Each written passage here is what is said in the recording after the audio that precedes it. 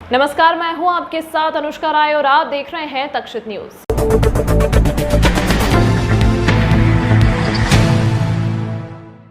ग्वालियर चंबल संभाग में भाजपा को हम जीतने नहीं देंगे और विधानसभा चुनाव के बाद ज्योतिरादित्य सिंधिया को अपनी गलती का एहसास हो जाएगा। यह बात कांग्रेस विधायक और पूर्व मुख्यमंत्री दिग्विजय सिंह के भाई लक्ष्मण सिंह ने इंदौर में मीडिया से रूबरू होते हुए कही।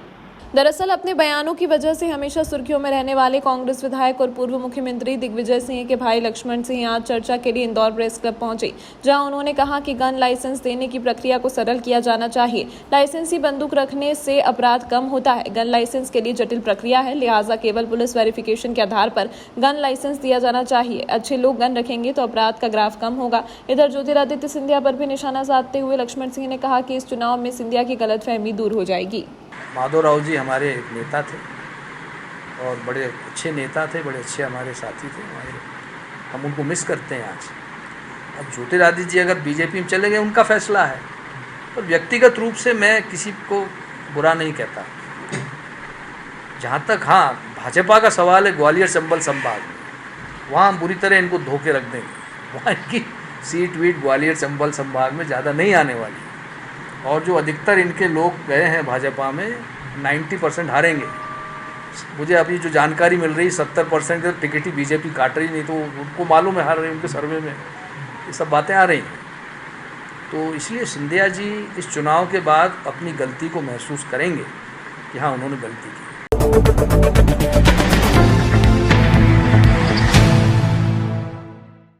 इंदौर की डॉक्टर विनीता कुमार ने जीता दिल्ली में खिताब। पेशे से होम्योपैथिक डॉक्टर विनीता बनी मिसेस भारत 2023। 30 से अधिक प्रतिद्वंदियों को पीछे छोड़ जीता खिताब।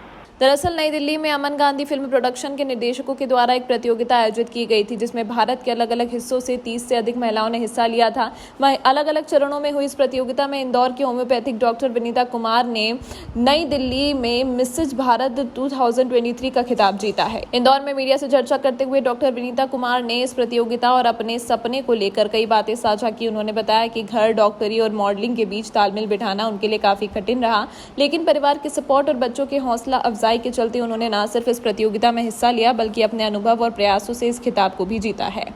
मेरा नाम डॉक्टर विनीता कुमार है। मैं एक होम्योपैथ डॉक्टर हूँ, कोरियोग्राफर भी हूँ और मॉडलिंग भी करती हूँ।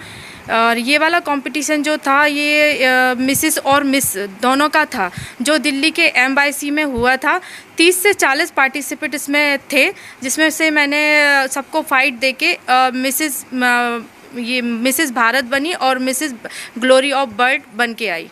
परिवार का सपोर्ट भी था, बचपन से ही मेरा सपना था, तो उनको पता था कि ये सपना तो करेगी ही, क्योंकि ज़िद्दी बहुत हूँ, तो इसलिए अपनी ज़िद को तो पूरा करना था। बट हमारे यहाँ सारे प्रोफेशनली सब प्रोफेशन में हैं, तो उनका कहना ये है कि आप प्रोफेशन के साथ साथ इसको करो, बट अपने प्रोफेशन पे ज़्यादा ध्यान दो। तो मैं इसकी तो सर 1 साल से तैयारी थी, और इसके पहले मैंने 2018-19 में तुलिका मिसेस इंदौर बनी, और इसका मुझे पता चला था 1 साल पहले, तो मैं इसकी तैयारी में लग गई थी। क्योंकि इसके पहले भी मैंने स्काईबॉक प्रोडक्शन हाउस से किया हुआ था, तो उसमें मैं 5th पोजीशन लेके आई थी, रेडिएंट परफॉर्मर। बट मैंने फिर ठान लिया था कि नहीं, अब जो कॉम्पिटिशन करूँगी उसमें विनर बन के ही आऊँगी, और विनर बन के आई।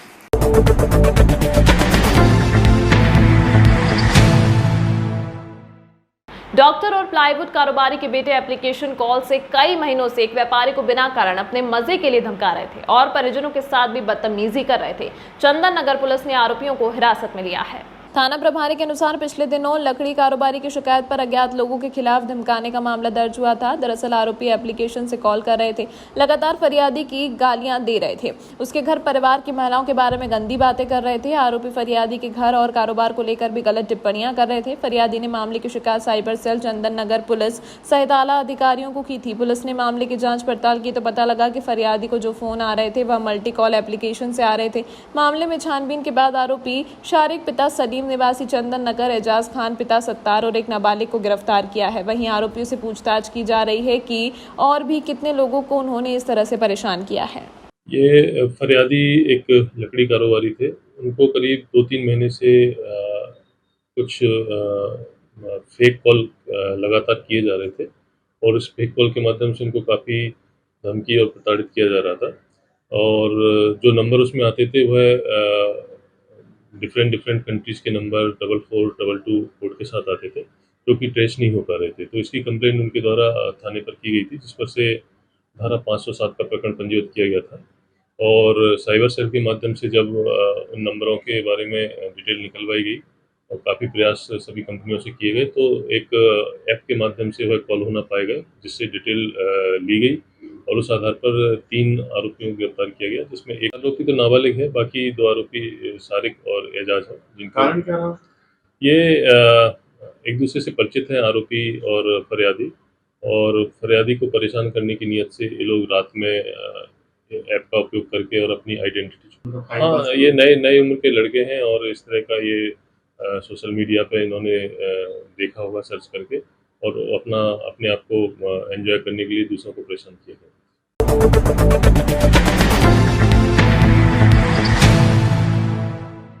कहते हैं आम फलों का राजा होता है। इस राजा के बाजार में आते ही दूसरे फलों की मांग कम हो जाती है और इंदौर में भी फलों के राजा आम की बेहद मांग रहती है। शहरवासियों की इसी मांग को देखते हुए मराठी सोशल ग्रुप द्वारा महाराष्ट्र से आमों को लाकर हर साल विशेष आयोजन किया जाता है।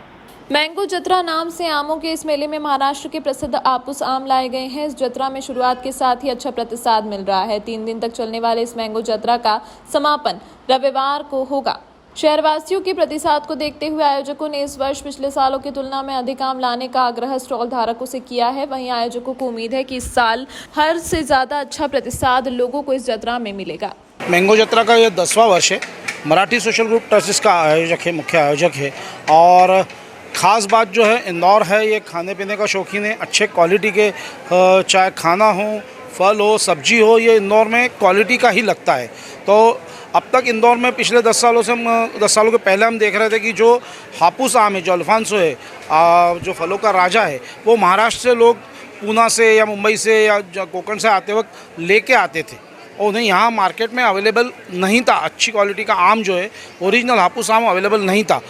तो हम लोगों ने सोचा क्यों ना वो आम, मराठी सोशल ग्रुप 23 सालों से मराठी फूड लोगों को खिला चुका है, तो हमने कहा अब अच्छी जो क्वालिटी का आम है वो लोगों को मिले, इसलिए 10 वर्ष पूर्व हमने ये मैंगो जत्रा का आयोजन चालू किया। इस बार 26 उत्पादक किसान जो हैं वो कोकण से डायरेक्ट अपने आम लेके आए हैं। हापुस आम जो रत्नागिरी और देवगढ़ 2 जगह पाया जाता है, दोनों जगह से किसान यहाँ पर आए हुए हैं। और आमों के जो भाव है वो, ये जो हापुस आम है वो साइज़ के हिसाब से इसका रेट रहता है और डज़न के हिसाब से इसका रेट रहता है। उस हिसाब से अलग अलग साइज़ का रेट यहाँ पर अवेलेबल है। 3 दिन का आयोजन है। आज सुबह इसका 9:30 बजे उद्घाटन हुआ है। यह रोज़ सुबह 9 से लेकर रात 9 बजे तक यहाँ पर चलेगा। 3 दिन में कम से कम 2.5 से 3 लाख लोग यहाँ पर विजिट करेंगे, ऐसे हमें उम्मीद है। मैं सुधीर दांडेकर, अध्यक्ष मराठी सोशल ग्रुप ट्रस्ट।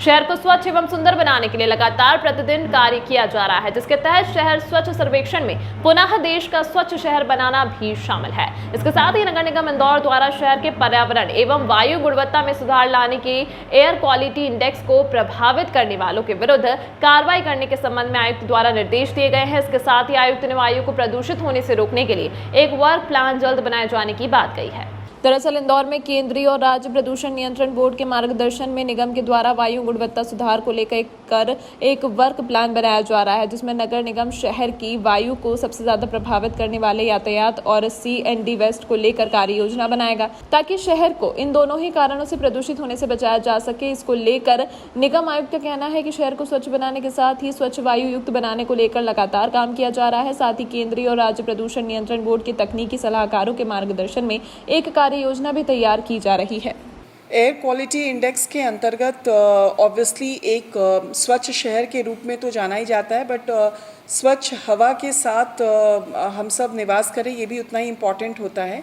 और इसको ध्यान में रखते हुए नेशनल पोल्यूशन कंट्रोल बोर्ड के माध्यम से और Madhya Pradesh pollution control board के माध्यम से भी एक बहुत डेडिकेटेड उसके टाइम फ्रेम्स निर्धारित किए गए हैं, जिसका फंड भी 15th फाइनेंस कमीशन से नगर निगम को मिलता है। उसके कुछ कंडीशनैलिटीज़ हैं, जिसमें अगर मैं कहूँ तो एज नगर निगम आयुक्त मेरे लिए 2 मेन विषय हैं। एक तो ट्रैफिक और उससे संबंधित ट्रैफिक कंजेशन और उसका जो पोल्यूशन का पॉइंट है, और दूसरा जो CND वेस्ट या कंस्ट्रक्शन का काम चल रहा है उससे जो उत्पन्न हो रहा है एयर पोल्यूशन का जो पॉइंट है।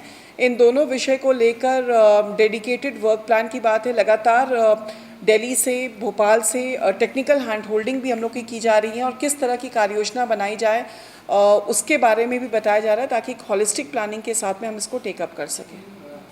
तमाम महत्वपूर्ण खबरों के लिए देखते रहिए तक्षित न्यूज।